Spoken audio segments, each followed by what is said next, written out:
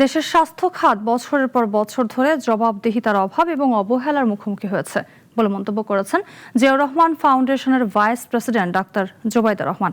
রাজধানীতে এক কর্মশালায় তিনি এসব কথা বলেন। তিনি বলেন, স্বাস্থ্যসেবা পাওয়া নাগরিকের মৌলিক অধিকার। সবার জন্য স্বাস্থ্যসেবা পৌঁছে দেবার চেষ্টা করছে সরকার। বিস্তারিত রাশেদুল কাদিরের রিপোর্টে। রাজধানীর একটি হোটেলে বাংলাদেশের স্বাস্থ্য বিষয়ক এক কর্মশালার উদ্বোধনী সেশনে অংশ নেন জিয়াউর রহমান ফাউন্ডেশনের ভাইস প্রেসিডেন্ট ডাক্তার জোবাইদা রহমান ও সরকারের 2 মন্ত্রী সহ বিশেষজ্ঞরা। অনুষ্ঠানে অর্থমন্ত্রী জানান, এবারের বাজেটে স্বাস্থ্য খাতে বিশেষ গুরুত্ব দেওয়া হয়েছে। বেসরকারি খাতের মতো সরকারিভাবেও স্বাস্থ্যসেবা নিশ্চিত করতে চায় সরকার।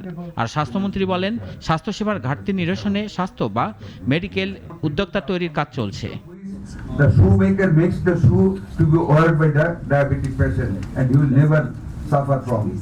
Bangladeshis have been spending out of expenditure pocket for health is one of the highest in the world in Bangladesh. প্রধান অতিথির বক্তব্যে ডাক্তার জোবাইদা রহমান বলেন, স্বাস্থ্য খাতে বর্তমান এবং সম্ভাব্য চ্যালেঞ্জগুলো মোকাবেলা করতে সাহসী ও উদ্ভাবনী পদক্ষেপ নিতে নতুন প্রজন্মকে সম্পৃক্ত করা দরকার। We face a new generation of health challenges. Non-communicable diseases are rising. Our population is aging. Climate change is creating new risks. And urbanization is changing the way people live, work, and seek care.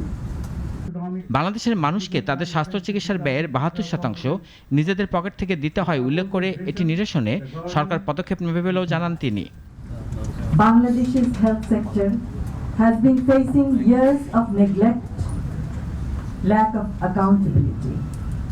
The people of Bangladesh pay 72% of health expenses, making illness one of the leading causes of poverty.